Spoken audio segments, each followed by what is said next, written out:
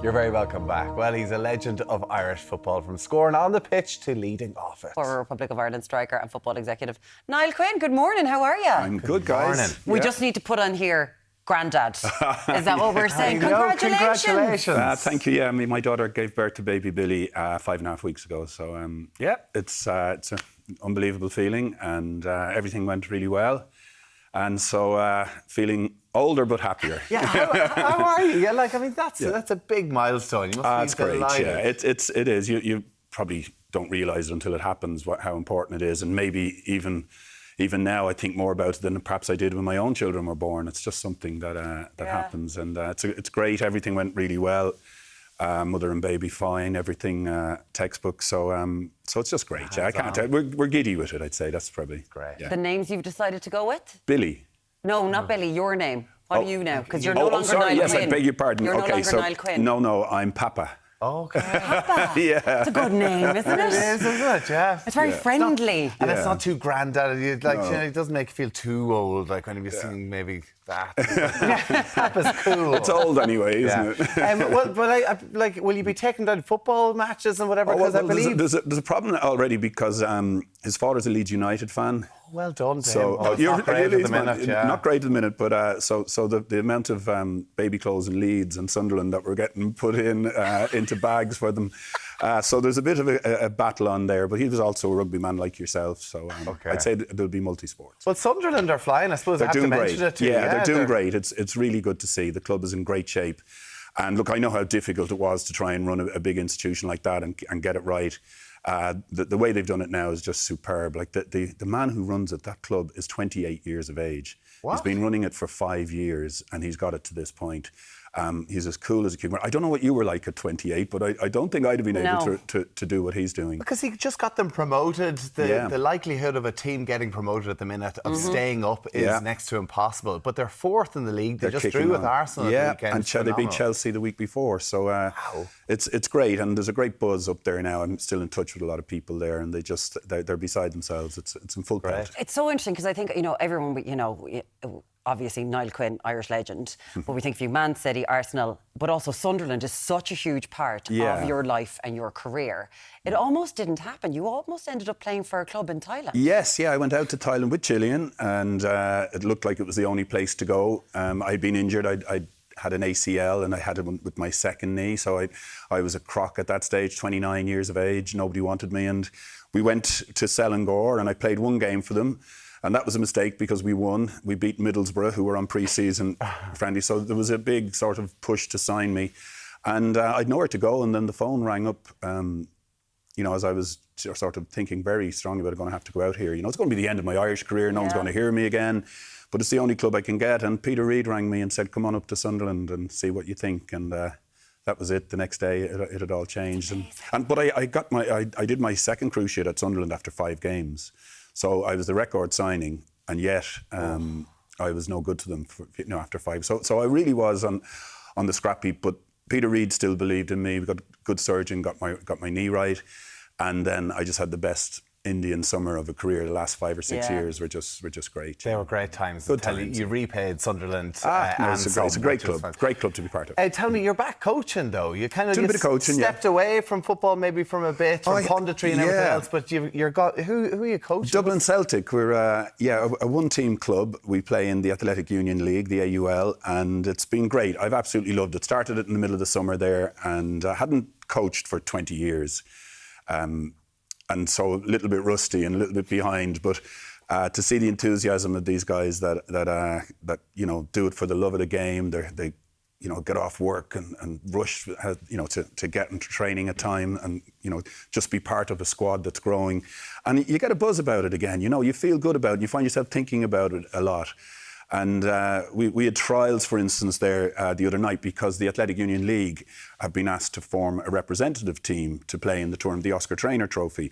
So they've asked us at Dublin Celtic to be in charge of that team. So we threw it out there and said, would anyone like to come up and train? And 44 really good players come up. And it was great the other night there, seeing guys from all walks of life, all colours, creeds. It's brilliant, everybody's there. Football is a great unifier, and we don't use it enough in this country, given all of the problems that are that are there with the rise of the far right, etc. Football is the one thing that we all speak the same. Yeah. We all try to be the same. And the FAI don't get enough credit for the work they do in that space. But I just think it's untapped. Like, you could do so much more. It's amazing, because we've talked about integration and how important the GAA is in relation to that, and football. And you've obviously, when you rock up and Niall Quinn is now all of a sudden your coach, that must be quite interesting for an awful lot of people. But what do you think the FAI could be doing more? Because we have... Yeah, so I think, the FAI don't get enough publicity for the type of work they do. For instance, I can remember going up to the camp in Mosney, and they had a girls' football whole sort of programme going on there. And I just, my God, nobody knows about this. In the Direct Provision Centre, yes, they were doing it there. Yes, exactly, yes. And I just feel that sometimes the FAI don't get any credit at all for the good stuff they do. It's always, there's something thrown at them at other areas that seem to stick all the time, and the good stuff doesn't get done. But there's a Football for All programme in the FAI, and I think it's their hidden gem, and they have these programmes, and they have development officers going around helping people who wouldn't normally get to play football with all forms of disabilities, etc. And it's the purest form of football, and they do it brilliantly, but they just don't get enough credit. You're absolutely right, and I think sport, whatever's going on in the world's on fire at the minute, but there's one big thing to pull people together, sport in general. Yes. You talk about the FAI, they're going to be getting a bit of heat as well now with this new Saipan movie coming out. Yeah, jeepers, we all are, I think. It's going to be everywhere at the minute as well. Now, Jack Hickey is playing you, I believe, in it. Yeah, I've never met Jack Hickey, but I'm told he's a really handsome fella, so that'll do for now. What do you make of it all? Sure, look, I suppose it was huge at the time. It will continue to be huge, and Roy is such a divisive figure. He was incredible to play with as a player, but also tough to understand.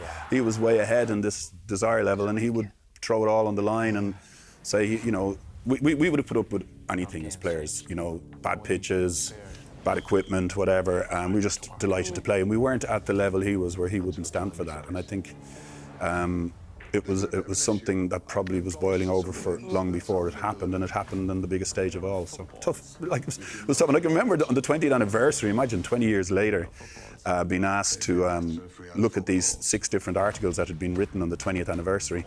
And very quickly I realised none of the people who had written the articles were actually there. So everybody was, relying on something that they'd heard that somebody else had said, that, and the whole thing just grew and grew. But ultimately, it happened. Wished it hadn't. Yeah. We rallied the troops. We kind of did okay, but there's no doubt about it. Had he been around for the extra time against Spain, I know, we'd have reached another quarter-final for sure. Jack Hickey, very attractive young guy, though. Remember that, guys. Niall Quinn in the new... Oh, lad, you want to be very tall. So, Niall Quinn in the Saipan. Are you going to watch it? Of course I will, yeah. Sure, look, why wouldn't you, I know. I'm not worried about it. I think probably Mick's a bit worried about it. I don't know. But he's, Steve Coogan is playing him. What a great actor. But I don't know. Look, see how it goes. But I'd love if the whole team got together and did a watch party of it. That would be hilarious. That would actually be good. That would be amazing. Would Roy be there? No, that's the other one. Listen, we have to talk to you as well. You're here to promote, I suppose, cybercrime at the moment. I know it's front page of the Indo this morning. It's front page of the news as well, about banks warning about these new AI celebrated or celeb kind of promoted scams that are kind of targeting people, retirement, pensions, investment schemes as well. It's a big worry. Yeah, it really is. And there's lots of horror stories out there where people think they're getting into something that looks attractive enough. It's not the old-fashioned get millions overnight. They're really sophisticated now, how these criminals are attacking and I suppose sucking in people. And FraudSmart.ie have asked me to come on to point people to their website more so, to have a look, particularly at the alerts page, because that's updating all the scams that are coming and what to look out for, etc. And if you can do that before anything, just have your first base, go to FraudSmart.ie, key in, you can put in the name of the company, is this right, or whatever. They are catching too many people out. They are too sophisticated, so the fight back has to happen, and FraudSmart are at the front of that. But the central bank came out with their policy today as well. So I think it really is. It's hidden. Some people don't like to, the shame of what's happened to them. But, you know, the fact of the matter is the sophistication levels are incredible, so therefore we have to fight back. And FraudSmart.ie, their website will bring... I think everybody watching, just have a look at that for 5 minutes and be prepared. You can sign up for alerts, and that should help you, you know, to make sure it doesn't happen. It doesn't matter who you are. You get text messages. You get absolutely, calls. absolutely. We got them anybody could be a victim. And I know that I think you were like your wife Gillian was caught out by a scam. I think loads of people get caught out by scams. Yeah, it was amazing. They got into her conversations with my daughter, and they spoke like my daughter, saying that my daughter had lost the phone. I'm here, I'm stuck, can you send a few quid and into, you know, her husband's account? And it was early in the morning, so they catch you at the times. And of course. And then, of course, my daughter walked in half an hour later and she went, what are you on about? You know, Gillian was saying to her, yeah, was everything okay? And she went, what are you on about, Mum?